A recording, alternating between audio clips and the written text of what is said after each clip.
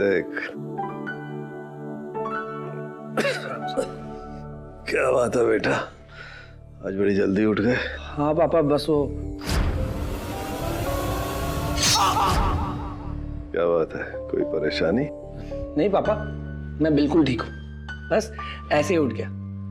आप बताइए, आप ठीक से सोए रात भर? हाँ, वो जो तू मलहम लाया था ना, उससे मेरे घुटनों का दर्द तो ठीक हो गया। एक और दर्द है मेरे दिल में। मेरी खातिर हाथ आई इतनी अच्छी नौकरी क्यों छोड़ता है? देख, मेरा क्या है, मैं तो किसी भी तरह से पापा, पापा आपके लिए ऐसी हजारों नौकरियां कुर्बान।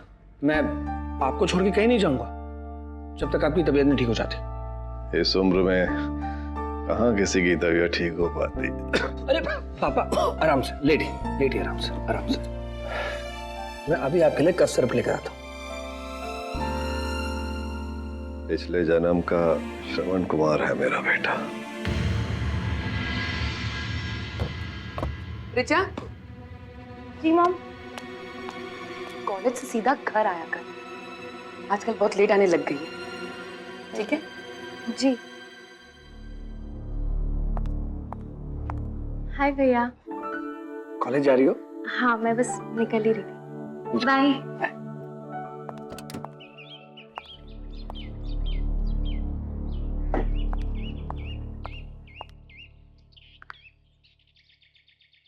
हेलो, तुम्हें मैं कितनी बार समझाऊं, मुझे बार बार ऐसे फोन मत किया करो। अगर तुम इस बार नहीं माने ना, तो मैं अपने पापा को कह दूं, समझे? शालिनी आंटी, पापा कहाँ हैं?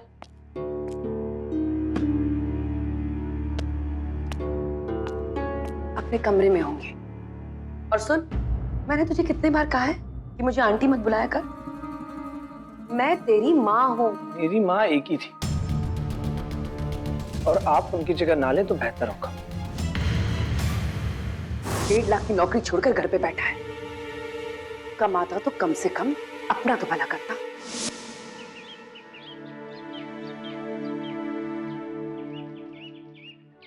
आहा, आज कितने दिनों के बाद ताजी हवा खाने को मिली है। क्या बात है, क्या बात है बेटा, कुछ सोच रहे हो?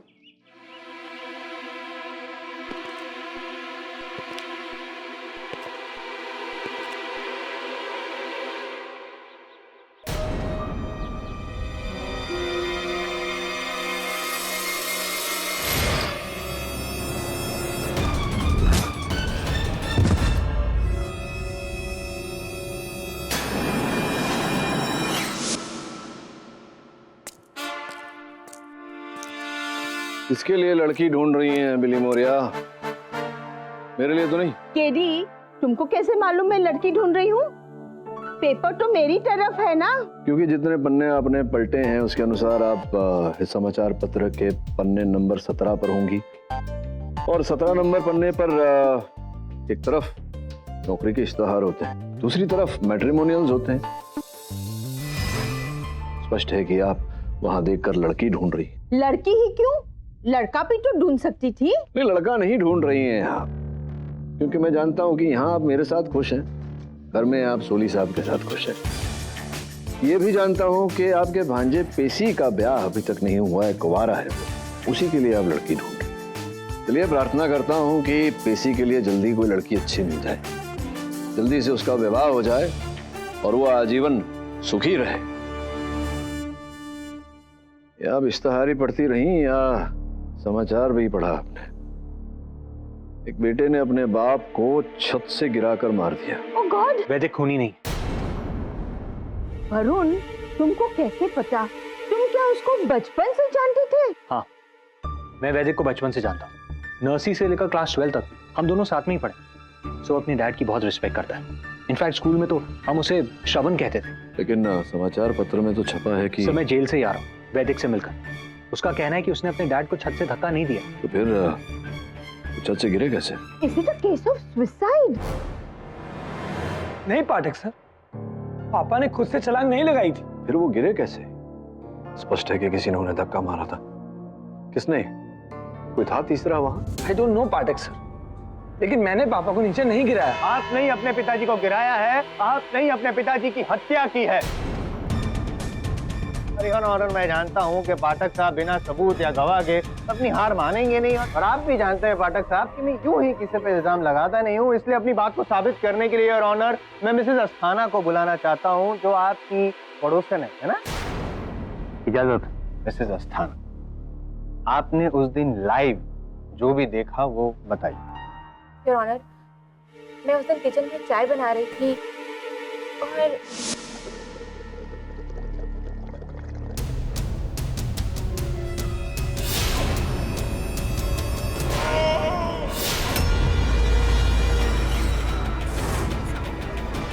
वैदिक, ये मिसेस अस्थाना जो कह रही हैं, क्या इनकी बातों में किसी प्रकार की सच्चाई है? मैं अपने पापा, जो मेरे लिए भगवान से भी बढ़कर थे, उनकी जान क्यों लूंगा? योर ऑनर, मैं अदालत को बताना चाहूंगा कि वैदिक ने अमेरिका के टेक्सास यूनिवर्सिटी से MBA किया। पढ़ाई के पश्चात बड़ी कंपनी में लाभदायक नौकरी करने के कई अवसर, लेकिन हर अवसर को इन्होंने ठुकराया अपने पिता की देखभाल करने के। अब जो सुपुत्र अपने पिता के लिए अपने निजी जीवन में त्याग करता हो, वो अपने पिता की हत्या क्यों करेगा? करने को तो कुछ भी कर सकता है, होने को तो कुछ भी हो सकता है। आप ही से सीखा है सर। जसवाल साहब, अभी बहुत सीखना शेष है आपके लिए, और इस समय अपने सीख की बात मत करिए, प्रमाण और तथ्य की बात करिए। हाँ, तो तथ्य है ना इनके, वो क्या कहते हैं आप, कथन, उनमें तथ्य नहीं है? इन्होंने जो कहा धक्का मारते हुए देखा। क्या क्या देखा आपने, क्या देखा बताइए। वैदिक ने ही अपने फादर को धक्का दिया। तो उस समय भी आपने आज की तरह चश्मे नहीं पहने थे? मैं चश्मा पहनती हूँ, आपको कैसे मालूम? क्योंकि आपके नाक पर चश्मों के निशान हैं, जिससे स्पष्ट होता है कि आप चश्मे पहनती हैं। तो बताइए, आप पहनी थी या नहीं? वो नहीं, मैं उस वक्त नहीं पहनी थी। चश्मे नहीं पहने थे जसवाल साहब, चश्मे नहीं पहने थे तो इनकी कथन पर कैसे विश्वास है? इन्होंने चश्मे नहीं पहने, ये मैं मानता हूँ ये बात, लेकिन इनकी जो दूर की नजर है ना, वो परफेक्ट है, एकदम मस्त। नजदीक की नजर में प्रॉब्लम है, इसके लिए वो चश्मे पहनती है। Yes your honour, I am long sighted, लेकिन मैं यकीन के साथ कह सकती हूँ कि उस दिन जो मैंने देखा वो सही था। किंतु परंतु कुछ भी कह के आप मेरी बात में इंटरफियर करे पाठक साहब, उससे पहले मैं आपको कह देना चाहता हूँ कि उस दिन वैदिक शर्मा और उनके पिताजी के अलावा वहाँ पे तीसरा और कोई था ही नहीं, और अगर तीसरा कोई होता तो उसके उंगलियों के निशान सीनियर शर्मा जी के शरीर पे पाए जाते, लेकिन फॉरेंसिक का कहना है कि उनके शरीर पे, सीनियर शर्मा के शरीर पे सिर्फ जूनियर शर्मा जी के उंगलियों के निशान पाए गए हैं, तो इनका बेकसूर होने का कोई सवाल पैदा नहीं होता है। मिस्टर पाठक, ये केस अब जिस मोड़ पर आ चुका है, या तो आपको प्रोसिक्यूशन की दलील से सहमत होना होगा, या मिसेस अस्थाना जो कह रही हैं उसे झूठा साबित करना होगा। योर ऑनर, हर हत्या का कोई ना कोई कारण होता है। इस हत्या में कोई कारण नहीं है, कोई कारण नहीं था योर ऑनर वैदिक के पास अपने पिता की हत्या करने का। दोनों एक दूसरे से प्रेम करते थे, इनके पिता इन्हें श्रवण कुमार मानते थे। ये क्यों हत्या करेंगे, क्या कारण है your honour? Back in your element sir, बातों में उलझा के केस को उलझाना ओल्ड ट्रिक। जज साहब ने क्या कहा मैं वापस रिपीट करता हूँ, या तो आप अपनी हार मान लीजिए, या तो मिसेस अस्थाना का जो स्टेटमेंट है उसको गलत साबित कीजिए प्लीज। योर ऑनर, आपकी अनुमति हो तो मैं मिसेस शर्मा को कटघरे में बुलाकर प्रश्नोत्तर करना चाहूंगा। इजाजत। बताइए शालिनी जी, जिस समय ये घटना घटी आप घर में थी? मैं घर पे ही थी, और जब वैदिक अपने पिता को टेरेस पे लेके जा रहा था, मैंने इसे टोका भी। अरे रे वैदिक, पापा को कहाँ लेके जा रहे हो? छत पे जा रहे हैं, ताजी हवा खाने। लेकिन आपको पता है डॉक्टर ने आपसे मना किया है, आपको रेस्ट करने के लिए कहा है। पर डॉक्टर ने ताजी हवा खाने से तो नहीं मना किया ना। सुनिए, छत पे जाने के लिए आपको सीढ़ियां चढ़नी होगी। वैदिक, तुम्हें तो समझना चाहिए, पापा के घुटने तो। मुझे ये अंदाजा भी नहीं था कि वैदिक मेरे पति को टेरेस पे मारने के मकसद से ले जा रहा। यानी कि योर ऑनर ये एक cold blooded full planned murder है। जसवाल साहब, आपको कैसे पता है इनकी प्लानिंग थी? ये संभावना भी है कि इनके पिता स्वयं लड़खड़ा के नीचे गिर गए, या फिर कोई और व्यक्ति जो उस समय घर पर था तो धक्का मारा हो, जैसे कि शालिनी जी। क्यों? लेकिन मैं तो घर के अंदर थी। हाँ, ये तो अंदर ही थी। आप भी लंबे समय के लिए अंदर जाने वाले हैं, अनलेस एंड अनटिल आप ये साबित करें, जैसे कि पाठक साहब कह रहे थे कि हो सकता है कि वो गिर गए, आई मीन सुसाइड करने का अटेम्प्ट किया हो या सुसाइड कर लिया हो, प्रूव कर सकते हैं? मेरे पापा ऐसा नहीं कर सकते। ट्रस्ट मी, मैंने उन्हें नहीं मारा। आप ही ने मारा है। अगर आप कन्फेस नहीं करना चाहते हैं तो मजबूरन मुझे पाठक साहब अपना हुक्म का इक्का डालना पड़ेगा यहाँ पे अदालत में। योर ऑनर, ये मोबाइल फोन है जो बिल्डिंग में से इन्होंने अपने पिताजी को धक्का मारा। मैं कॉन्फिडेंटली कह रहा हूँ क्योंकि मुझे पता है इन्होंने ही ऐसा किया है। उसके सामने वाली बिल्डिंग में दो लड़कियां थी जो वीडियो रिकॉर्डिंग कर रही थी अपने मोबाइल से, और एक रिकॉर्डिंग में, इस फोन में कुछ और भी रिकॉर्ड हो गया है, और वो क्या है मैं दिखाना चाहता हूँ with your due permission sir. इजाजत।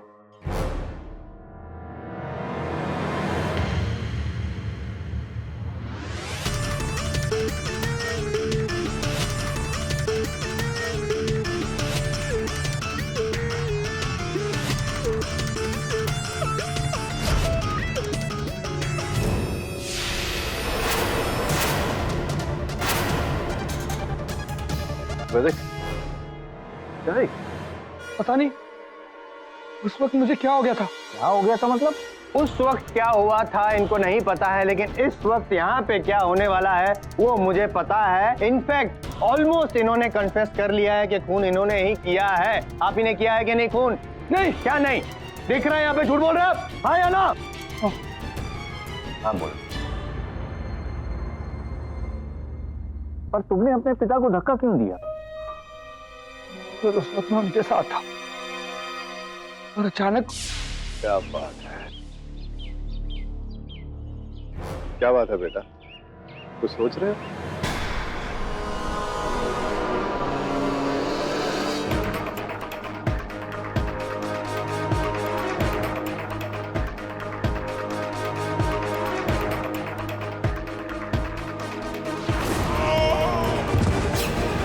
पापा!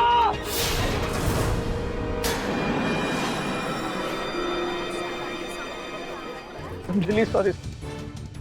मैंने आपसे सच छिपाया क्योंकि मैं नहीं चाहता था कि दुनिया मुझे मेरे पापा का कातिल कह के पुकारे।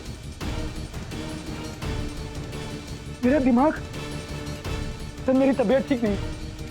I need help. कोई हेल्प नहीं मिलेगी, कोई पैंतरेबाजी नहीं चलेगी आपकी। आपने खून किया अपने पिताजी का, cold blooded murder your honour, और सिर्फ फांसी की सजा मिलनी चाहिए। योर ऑनर, ये दृश्य देखने के बाद अब तो स्पष्ट है कि वैदिक दंड का हकदार है। मैं अदालत से निवेदन करता हूं कि दंड की सख्ती निश्चित करने से पहले एक बार वैदिक की मानसिक जांच की जाए। नहीं, कोई मेडिकल जांच की जरूरत नहीं है your honour. Cold blooded murder है इसमें। अदालत मिस्टर पाठक के दलील से सहमत है। वैदिक शर्मा के तुरंत मेडिकल जांच करवाई जाए, और तब तक जब तक की जांच रिपोर्ट नहीं आ जाती ये अदालत मुलतवी की जाती।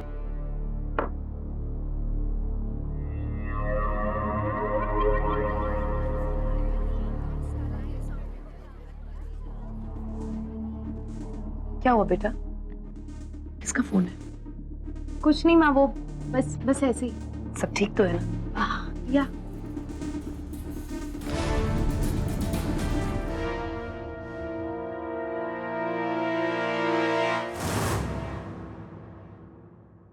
I'm sorry सर, मेरी वजह से आपने वैदिक का केस लिया। मुझे नहीं पता था कि वो दिमागी मरीज है। कोई बात नहीं यार वरुण, होता है ऐसा कभी।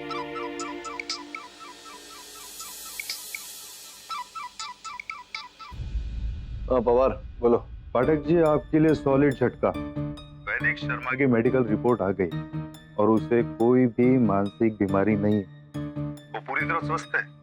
इसका मतलब उसे अब पूरी सजा भुगतनी पड़ेगी, और जो कॉन्सोलेशन आपको मिलता नजर आ रहा था वो भी हाथ से गया। थोड़े में ही समझ जाता हूं मैं। Thanks for the information.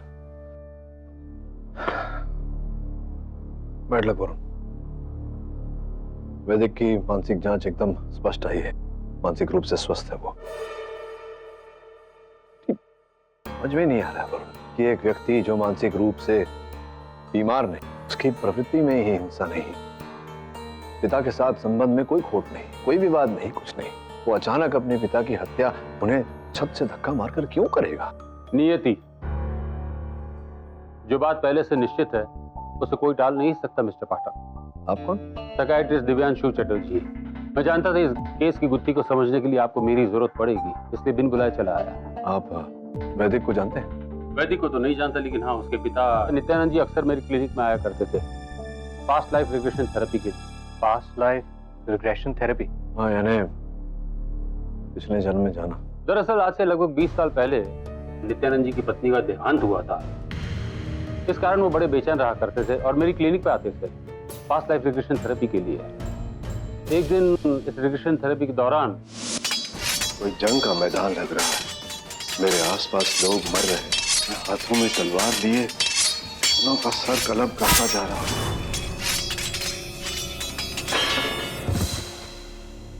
इसमें आप कहाँ हैं? ढूंढो अपने आप को। आगे बढ़ता जा रहा हूं। मैं उस सेना का सेनापति हूं। दुश्मनों के खेमे का एक सिपाही खून से लथपथ मेरे आगे पड़ा है, गिड़गिड़ा रहा है।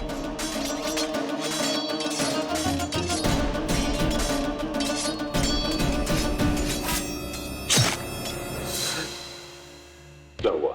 मैंने उस निहत्थे सिपाही को मार डाला, लेकिन ये तो ऐसा लग रहा है कि मेरा कोई अपना है। पहचानने की कोशिश करो उसे।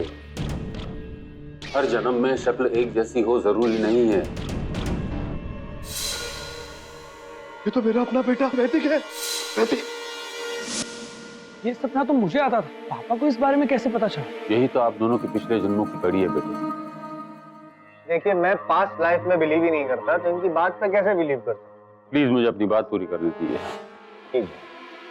योर ऑनर, उस सेशन से जब नित्यानंद जी बाहर आए तो बहुत ही घबराए हुए थे और उनके चेहरे पर एक गिल्ट फीलिंग। डॉक्टर, जंग के मैदान में मैंने जिस सिपाही को मार डाला वो इस जन्म में मेरा अपना बेटा बनकर पैदा हुआ। ये क्या मिस्ट्री है चटर्जी? जीवन का पूर्ण रहस्य, पूर्ण ज्ञान तो सिर्फ ऊपर वाले को है, लेकिन जहां तक मैं जानता हूं ये कोई अच्छे संकेत नहीं है। मतलब ये मिस्टर शर्मा कि जो लाइफ के ट्रेंड में मैंने अपने पास्ट क्लाइंट्स के रिग्रेशन थेरेपी में जो अनुभव किया है, उसके अनुसार जीवन चक्र में अगले जन्म में वो फिर से वही जीवन जीते हैं, या फिर वाइसी वर्सा, जो पिछले जन्म में हुआ है उसका ऑपोजिट। मैं कुछ समझ नहीं पा रहा हूँ। मिस्टर शर्मा, आपने रियलाइज किया कि आपने अपने पिछले जन्म में अपने दुश्मन को मार डाला, वो भी अनएथिकली। अब संयोगवश वो आपका बेटा बनकर इस जन्म में आपके सामने खड़ा है, तो हो सकता है कि इस जन्म में आप वही दोहराएं और आपका बेटा आपके हाथों मारा जाए, या फिर रिवेंज। आपका बेटा अपने पिछले जन्म का हिसाब चुकाने के लिए आपकी हत्या कर दे। यही नियति। जो आज से 20 साल पहले मिस्टर नित्यानंद जी को मैंने एक्सप्लेन किया था, वो सच निकला। वैदिक ने अपने पूर्व जन्म का बदला लेने के लिए अपने पिता यानी कि पास्ट लाइफ के दुश्मन को मार डाला। मतलब कोई रीजन ही नहीं है। ये दिमाग के डॉक्टर की बात मेरे दिमाग से तो बाहर है। और दूसरी एक बात कि इनका जो रिपोर्ट है, मेंटल रिपोर्ट आ चुका है कि ही इज परफेक्टली फिट, कोई मेंटल प्रॉब्लम नहीं है और खुद कंफेस भी कर चुके हैं। तो वाई टाइम वेस्ट क्यों हो रहा है योर ऑनर? आप प्लीज अपना ऑर्डर पास कर दीजिए। ये ना जसवाल साहब, इतनी शीघ्रता क्या है? वैदिक, क्या तुम बोल रहे थे तुम्हें कोई सपना आता था, ऐसा कुछ पता? हाँ, कि कोई मुझे जान से मार रहा है। तो सपने के बारे में डॉक्टर चटर्जी ने जो अभी विवरण दिया, इस विषय में तुम्हारे पिता ने तुमसे कभी कोई बात की? नहीं, इनफैक्ट वो मुझे अपनी हर बात बताते थे, लेकिन इस बारे में उन्होंने मुझसे कभी कोई बात नहीं। यही नहीं समझ पा रहा हूँ कि अगर हर बात तुम्हारे साथ करते थे तो ये बात क्यों तुमसे छिपाई? हम दोनों के एक ही सपने, ये अजीब शक्ति, पिछला जन्म कनेक्शन, दुश्मनी, मुझे कुछ समझ में नहीं आ रहा। योर ऑनर, आपकी अनुमति हो तो मैं मिसेस शर्मा को एक बार कटघरे में बुलाना चाहूंगा। इजाजत। मिसेस शर्मा, क्या आपके पतिदेव ने इस विषय में कभी आपसे कोई वार्तालाप की? इतने डायरेक्टली तो नहीं, लेकिन हाँ, कभी कभी वो बहुत डर जाते थे। डर के मारे वो भगवान की मूर्ति के सामने खड़े होकर कहते थे, ओम नमो शिवाय। हे भगवान, मेरे साथ कोई अनहोनी मत होने देना, कभी भी नहीं, किसी जन्म में भी नहीं। हमारी रक्षा करना भगवान, रक्षा करना। मैं उनसे पूछती भी थी कि आप किस अनहोनी की बात कर रहे हैं, लेकिन वो कुछ नहीं कहते हैं, बात को टाल देते हैं। धन्यवाद।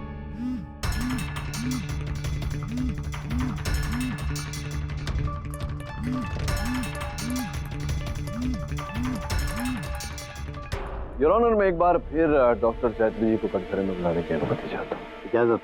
शायद ये कठिन सत्य वो अपने तक ही सीमित रखना चाहते हो, इसलिए किसी को बताया नहीं होगा। इसी कारण डॉक्टर साहब आपकी बात पर विश्वास करना जरा कठिन हो रहा है। क्या आपके पास उनका कोई वीडियो है जब आपने किया था ये थेरेपी? सॉरी मिस्टर पाटिल, मैं अपने क्लाइंट की किसी भी थेरेपी की वीडियो रिकॉर्डिंग उनकी मर्जी के बगैर नहीं करता, और मिस्टर शर्मा ने भी ऐसी कोई इच्छा जाहिर नहीं की थी, इसलिए मेरे पास उनका कोई वीडियो रिकॉर्ड नहीं है। पर हाँ, मैं इतना जरूर कहूंगा कि मैं जो भी कह रहा हूं वो बात पूरी तरह से सच है। किसने पिछले जन्म में किसको मारा, अब उसका बदला लेने के लिए वो कौन किसको मार रहा है, इन बातों को मापदंड मानकर मैं फैसला भी तो नहीं सुना सकता। योर ऑनर, मैं इस अदालत की और जिस कुर्सी पर आप बैठे हैं उसकी बहुत इज्जत करता हूं, पर उतनी ही संजीदगी और विश्वास से कहता हूं कि मेरी बात पूरी तरह से सच है। और यहां अदालत में अगर मेरी बात पर किसी को भी जरा भी संदेह है तो मैं यहां इसी वक्त अपनी बात को सच साबित कर सकता हूं। एक minute. Ma'am sorry your honour, लेकिन ये आप प्रूव करेंगे कैसे? आई मीन नित्यानंद जी तो है नहीं। पर उनका बेटा वैदिक तो है। मैं इस पर रिग्रेशन करूंगा यहीं लाइव। और अगर ये जंग का निहत्था सिपाही वैदिक ही है तो वो इस बात को महसूस तो कर ही सकता है। कोर्ट में regression what I don't know. मेरे विचार में डॉक्टर साहब को एक अवसर दिया जाना चाहिए अपनी बात स्थापित करने का। ठीक है मिस्टर चैटर्जी, अदालत आपको रिग्रेशन की इजाजत देती है। वैदिक शर्मा, आपको इस पर कोई एतराज तो नहीं? मेरे पापा से जुड़ा अगर मेरा कोई पास्ट है और मुझे कुछ पता चलता है तो मैं इसके लिए बिल्कुल तैयार। Go ahead mister Chatterjee. Thank you your honour. Vaidik, अब तुम सिर्फ मेरी बात पर ध्यान दोगे। तुम एकदम शांत, फिर एकदम रिलैक्स्ड हो। तुम्हारी आंखें धीरे धीरे भारी हो रही हैं, तुम्हें नींद आ रही है, तुम एकदम रिलैक्स महसूस कर रहे हो। अब तुम अपने जीवन में पीछे की ओर जा रहे हो, अपनी पिछली जिंदगी की तरफ। आहिस्ता आहिस्ता महसूस करो।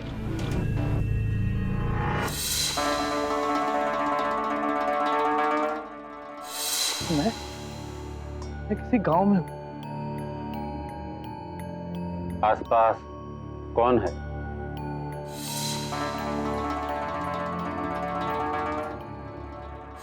भगत सिंह की पहली हुई 2 गिरफ्तारी के बारे में चर्चा चल रही है। अब वहां से और पीछे की तरफ जाओ, बताओ वहां क्या हो रहा है? इंकलाब जिंदाबाद! इंकलाब जिंदाबाद! इंकलाब जिंदाबाद! इंकलाब जिंदाबाद! इंकलाब जिंदाबाद!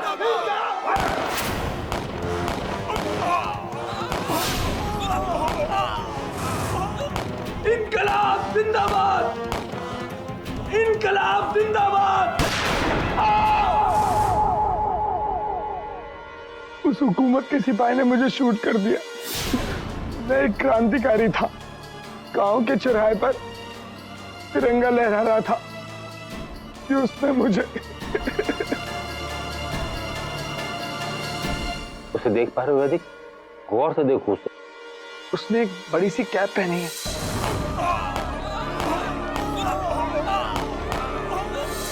नहीं पहचान पा रहा हूं मैं उसे। मन स्थिर करके देखो, करीब से देखो।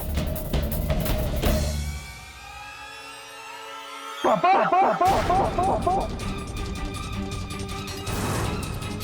ये मेरे पापा है।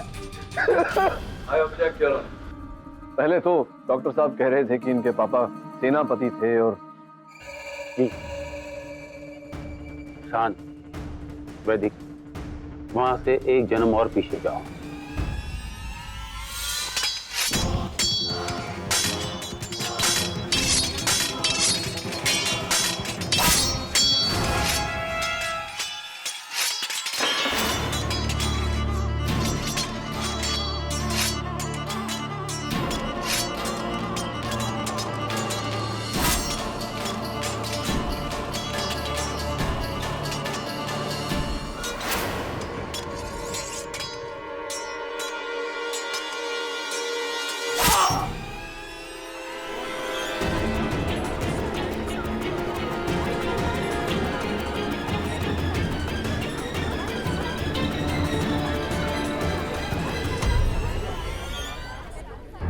क्यों ना, अब मेरे सारे डाउट्स क्लियर हो गए। मैं यही सोच सोच कर परेशान था, आखिर मैंने अपने पापा को छत से क्यों धक्का दिया। एक जन्म में मुगल सेनापति और दूसरे जन्म में अंग्रेज कैप्टन बनकर जिन्होंने मेरी हत्या की, मेरा जानी दुश्मन, वो इस जन्म में मेरे पापा बनकर आए ताकि मैं उन्हें मार सकूं। लेकिन वो पिछला जन्म था, अलग दुनिया थी, और इस दुनिया और आपकी अदालत के हिसाब से मैं दोषी हूं, अपने पिता का कातिल। आप मुझे जो भी सजा देना चाहें मुझे मंजूर है। अदालत इन पुनर्जन्म और जन्म जन्मांतर की बातों पर यकीन नहीं रखती। यह अदालत अगली सुनवाई तक मुलतवी की जाती है।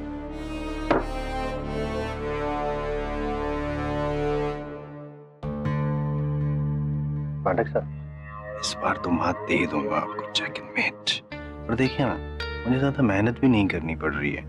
आपका मुंह के लिए मेरे लिए सब कुछ कर रहा है। वो क्या कहते हैं आप, अल्लाह मेहरबान तो गधा पहलवान।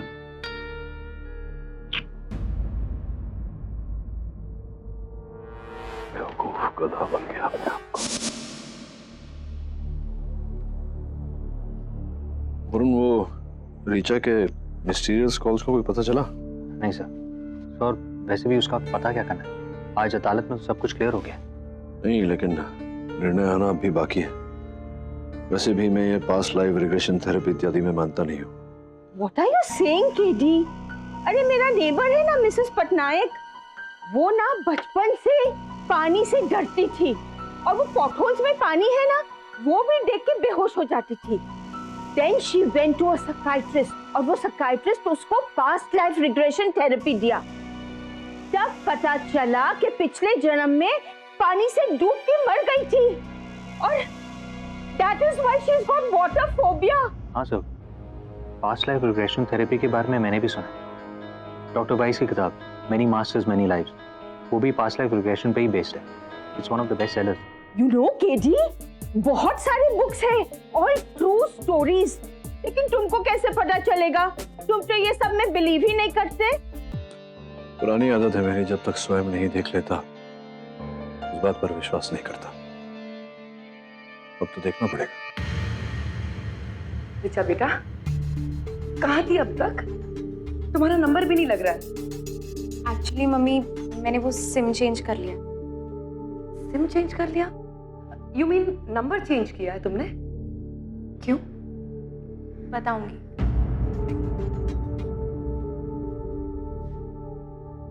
ऋचा, मैंने डिसाइड किया कि मैं इस बंगलो को बेच रही हूँ।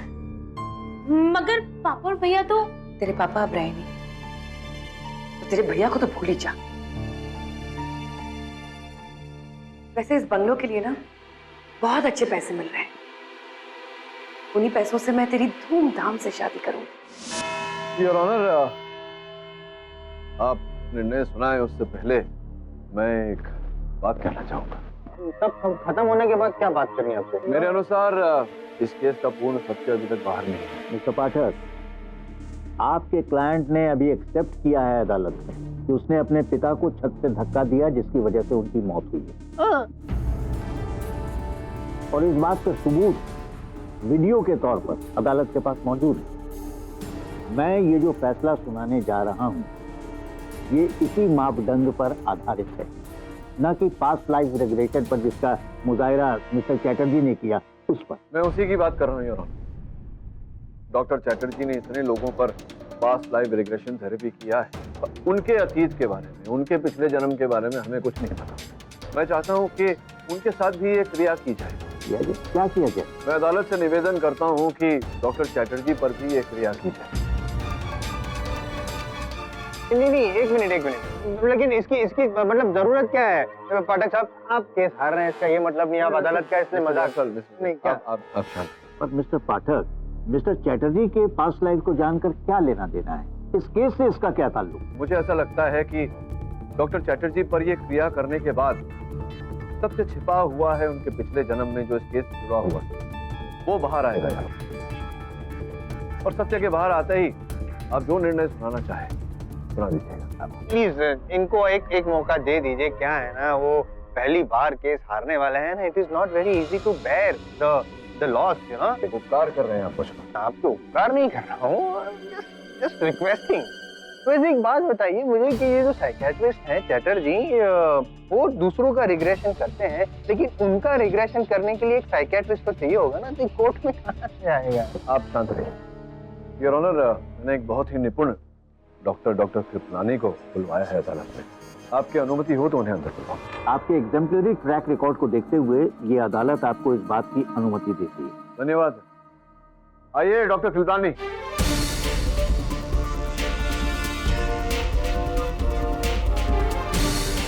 धन्यवाद।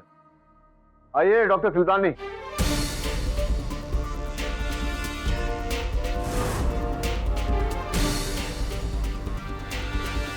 डॉक्टर चैटर्जी आप भी आइए। ये सब क्या नौटंकी हो रही है? मैं जा रहा हूँ यहाँ से। Your honour. मिस्टर चैटर्जी, अदालत आपको आदेश देती है, सामने आइए। योर ऑनर, ये मेरे साथ ज्यादती हो रही है। मिस्टर चैटर्जी, अदालत का टाइम वेस्ट मत कीजिए। प्लीज रिक्लाइनर चेयर लाइए। मिस्टर चैटर्जी, आप तो सब कुछ जानते हैं। Close your eyes and concentrate. मुझसे नहीं होगा ये सब। क्या आपसे नहीं होगा? Your honour please. Mister Chatterjee please cooperate.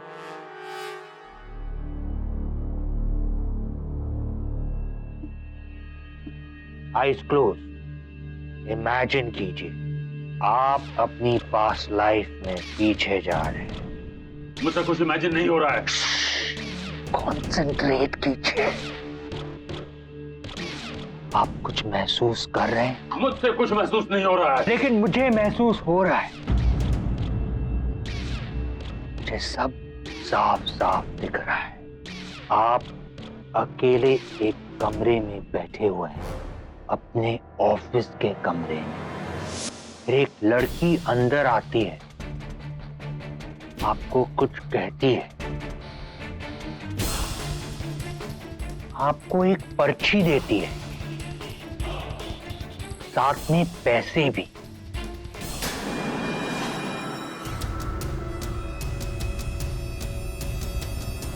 फिर आप एक फकीर के भेष में एक घर के बाहर पहुंचते और उसके बाद एक लड़के को हिप्नोटाइज करते हैं और कहते हैं कि तुम अपने घर की छत पर जाओगे और वहां से अपने पिताजी को धक्का मारकर नीचे गिरा दोगे। उनके गिरते ही तुम वापस होश में आ जाओगे और होश में आने के बाद तुम मुझे भूल जाओगे, मेरी कही गई बातों को भूल जाओगे।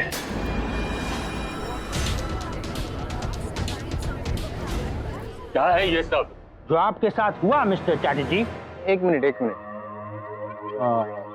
सॉरी डॉक्टर कृपलानी, कौन से जन्म की बात कर रहे हैं? इसी जन्म की।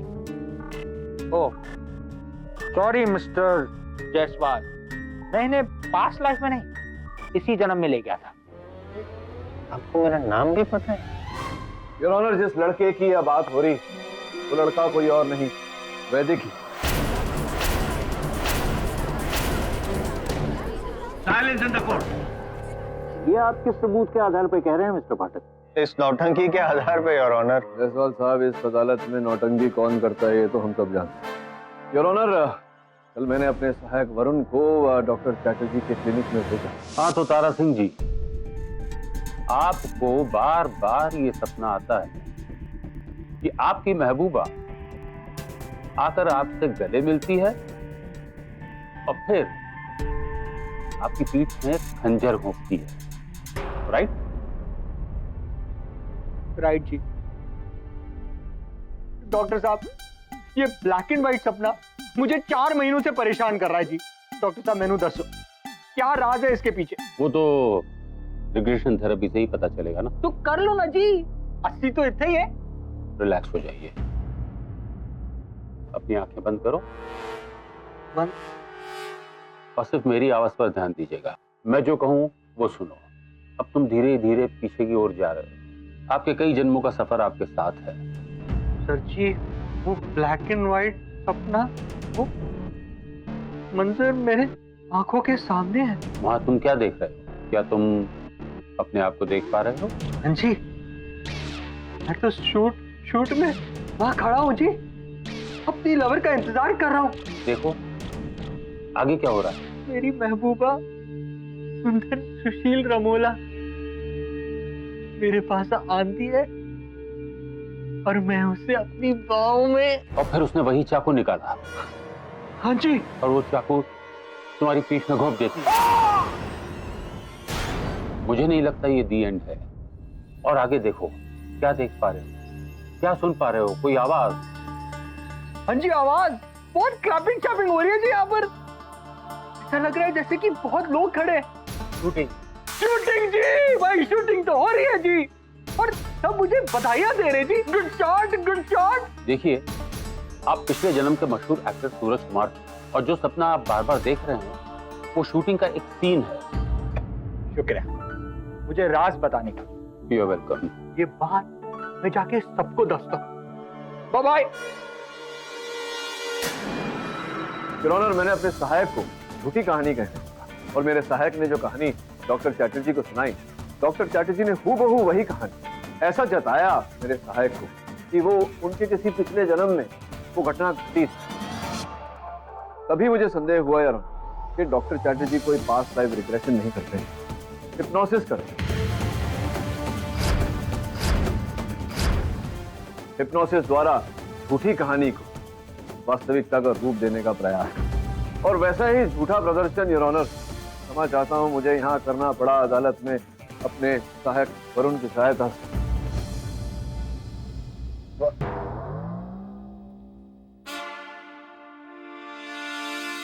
योर ऑनर, ये बेवजह मुझे ट्रैप करने की साजिश है। मैंने ये कभी नहीं कहा कि मैंने वैदिक को हिप्नोटाइज किया था। ये फेक साइकियाट्रिस्ट अपने मन से सब कुछ कहे जा रहे हैं। वरुण ने जो बातें कही और ऑनर, ये तो अपने मन से कही झूठी बातें थी, लेकिन एक सच इस डीवीडी में कैद है। जसवाल साहब ने जो मोबाइल फोन प्रमाण रूप अदालत में प्रस्तुत किया था, और वो क्लिप जिसमें ये दर्शाया गया था कि मेरे मुवक्किल अपने पिताजी को धक्का दे रहे हैं, उसके अतिरिक्त भी एक और क्लिप था जो अब इस डीवीडी में कैद है। आपकी अनुमति हो तो चला। अनुमति। योर ऑनर, मैं चाहता हूं कि ये जो व्यक्ति है जो मेरे मुवक्किल के साथ खड़ा हुआ है विचित्र पोशाक में है, आप उस पर ध्यान दें।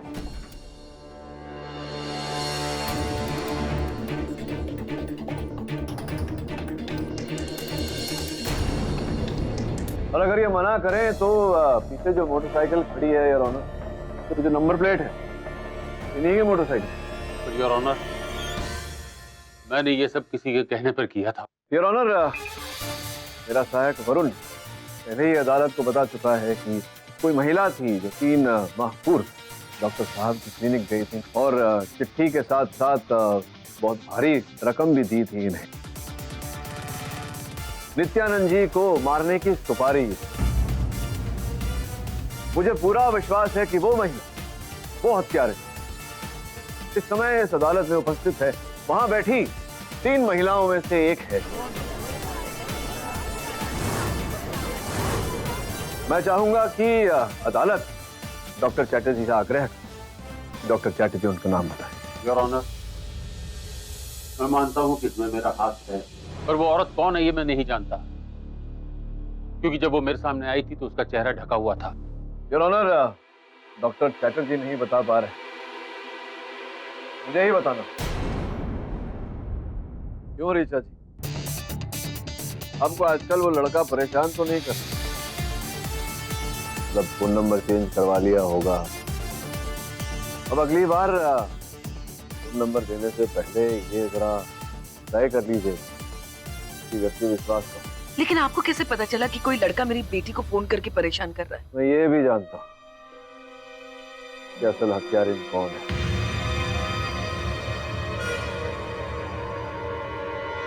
आइए इधर है।